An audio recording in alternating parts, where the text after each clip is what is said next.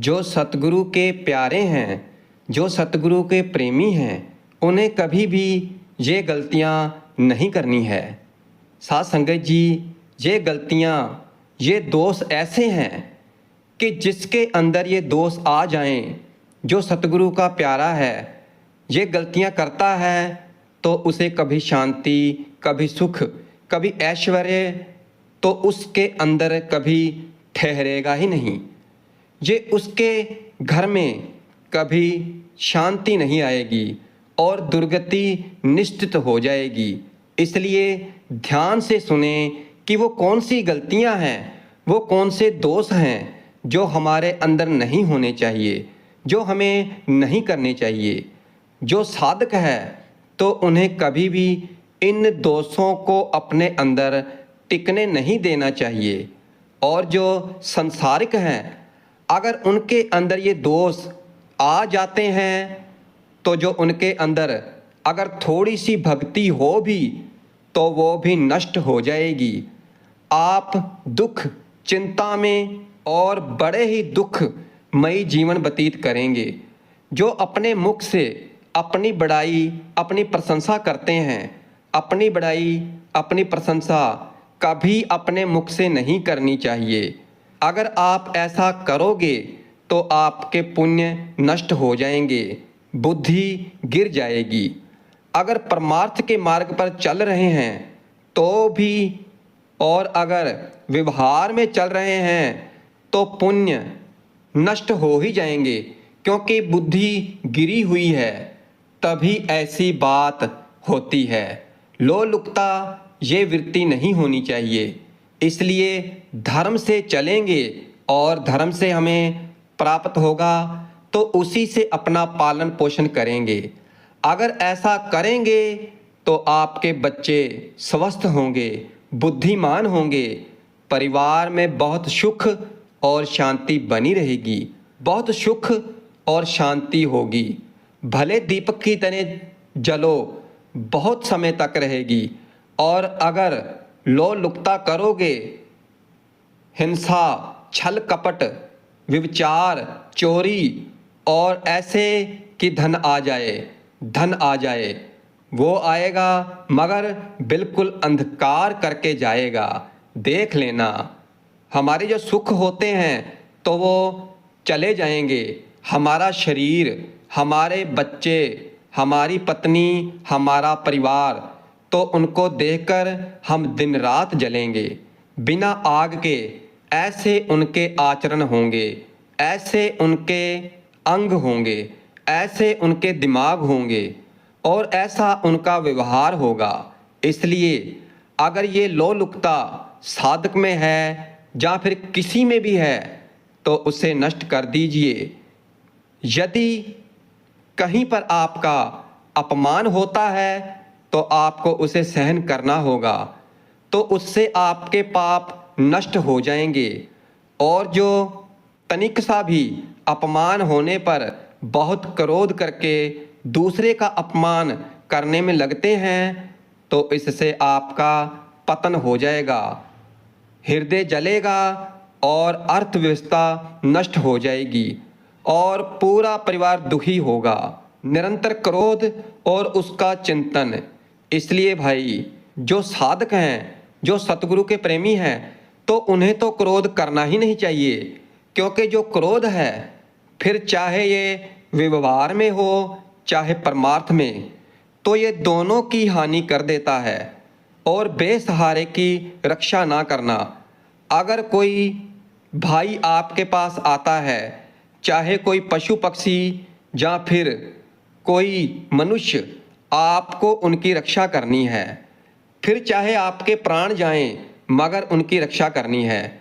और जो पाप कर्म उत्साहित होकर करते हैं, साधक को तो बहुत सावधान रहना चाहिए।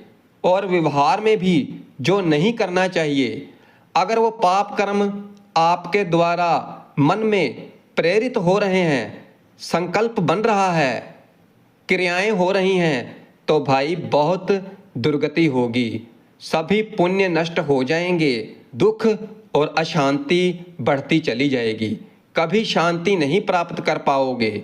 ऐसा नहीं कि जो मन में आवे सो करें। पापाचरण निडर और उत्साहित होकर करना, अगर ये लक्षण हैं, ये दोष हैं, तो बहुत दुर्गति होगी, बहुत दुख सहने पड़ेंगे। तो हमने आपको ये दोष बताए हैं कि अपनी बहुत बड़ाई करने वाला, अपने मुख से लोलुपता और तनिक से अपमान को सहन ना करने वाला, निरंतर क्रोधी और बेसहारों की रक्षा ना करने वाला, और निडर हार्षित होकर पाप कर्म करने वाला, काम वासनाएं अपने अंदर लाना, हर माता बहनों को काम दृष्टि से देखना, दृष्टि से काम भाव से देखना, भोग बुद्धि से देखना, तो उसकी दुर्गति निश्चित है और उसके सभी पुण्य भी नष्ट हो जाएंगे। बड़े बड़े उदाहरण हैं इतिहास में जिन्होंने ऐसा दृष्टि नेत्रों से देखने की दृष्टा की, मन में बुरा विचार लाया तो वो नष्ट हो गए, फिर चाहे वो कितने बड़े प्रतापी क्यों ना हो।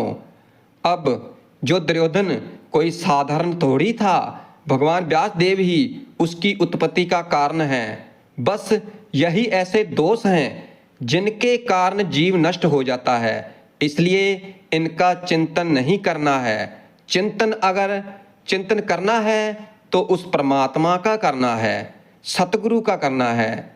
दान देने की बात कहकर मुकर जाना या फिर दान देकर पश्चाताप करना, दे दिया मन ही मन में जल रहे हो, दूसरे से बात कर रहे हो कि पता नहीं क्या बुद्धि को हो गया, जितना उसने कहा था हमने उतना दे दिया। क्यों दे दिया? ऐसा मतलब अंदर चिंतन करना कि क्यों दे दिया, क्योंकि जो दे दिया तो उसके बाद आप बार बार जो चिंतन कर रहे हैं तो इसमें आपके पुण्य नष्ट हो रहे हैं। जो दे दिया सो दे दिया, देकर भूल जाना चाहिए। अगर दे दिया तो मन में ये बात लानी ही नहीं चाहिए कि मैंने उसको दान दे दिया है, उसने जितना मांगा था मैंने उतना दे दिया है, मुझको नहीं देना चाहिए था। ये बात तो मन में लानी ही नहीं चाहिए।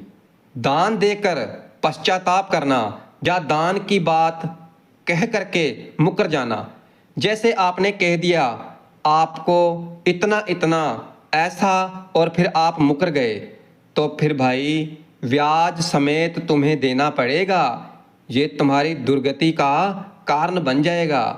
इसलिए ऐसे नहीं बोलना चाहिए, बहुत सोच समझकर बोलना चाहिए। वाणी एक अनमोल है, जो कोई बोले जान, एक तराजू तोल के तब मुख बाहर आ। अभ्यास अत्यंत तृपण होना, ना ही परिवार को सुखी कर पाना और ना अपने आप को सुखी कर पाना। एक एक सिक्का बैंक में वो मर गया। धन की वास्तविक गति यही है कि अपने परिवार को उसकी अनुकूलता प्रदान करो और उसमें से कुछ हिस्सा निकाल कर उसे दो, जिससे तुम्हें बदले में कुछ लेने की भावना ना हो। कोई साधु महात्मा, पशु पक्षी, किसी भी जीव जो बीमार हैं, शरीरधारी, जिससे कभी कुछ लेने की भावना ना हो, एहसान की भावना ना हो, तो वो धन्य हो जाता है।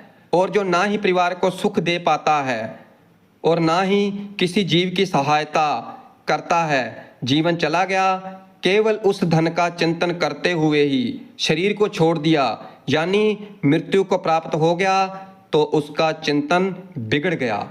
यहाँ भी बैठे केवल धन्य की चिंता, किसी के साथ बैठे तो भी धन्य की चिंता, एकांत में बैठे तो भी धन की चिंता। और जो बालक, स्त्री, मंदबुद्धि, असहाय है, जो इनकी रक्षा ना करके इनकी हानि करता है, तो फिर भाई उसका अंत निकट ही है। बेमतलब में बोलना, जितनी ज़रूरत हो उतना ही बोलना, और जहाँ पर बोलने की ज़रूरत हो वहीं पर बोलना चाहिए। अगर कहीं पर कोई किसी की निंदा करता है तो उसे साफ साफ बोल देना कि भाई आप मेरे सामने किसी की निंदा नहीं करोगे। अगर आप ऐसा करोगे तो मैं यहाँ से चला जाऊँगा। निंदा सुनना भी नहीं है और किसी की निंदा करनी भी नहीं है। अगर कोई आपके सामने किसी की निंदा करता है तो आप आगे चले जाएं। हमेशा परमात्मा से, सतगुरु से हर किसी का भला मांगना है। हर किसी के लिए परमात्मा से दुआ करनी है। समस्त संसार की परमात्मा से कल्याण की प्रार्थना करनी है। हर जीव पर दया दिखानी है। हर किसी को देखकर जलना नहीं है। ईर्ष्या नहीं लानी है। अपने मन में द्वेष की भावना नहीं लानी है अपने अंदर। अगर कोई आपका बुरा भी करता है तो भी परमात्मा से यही दुआ करनी है कि परमात्मा उसका भला करना। अगर उसने मेरा बुरा चाहा है तो कोई बात नहीं है, आप उसका भी भला करना। ये नहीं कहना परमात्मा से कि उसने मेरे साथ ऐसा किया है, वैसा किया है, तो परमात्मा उससे मेरे से भी दुगना, मेरे से भी बुरा नुकसान करे। क्योंकि अक्सर लोग ऐसे ही करते हैं कि अगर कोई किसी के साथ बुरा कर दे तो कहते हैं भगवान उसने मेरे साथ ऐसा किया है तो उसका मुझसे भी ज़्यादा बुरा हो, मेरे से भी ज़्यादा नुकसान हो।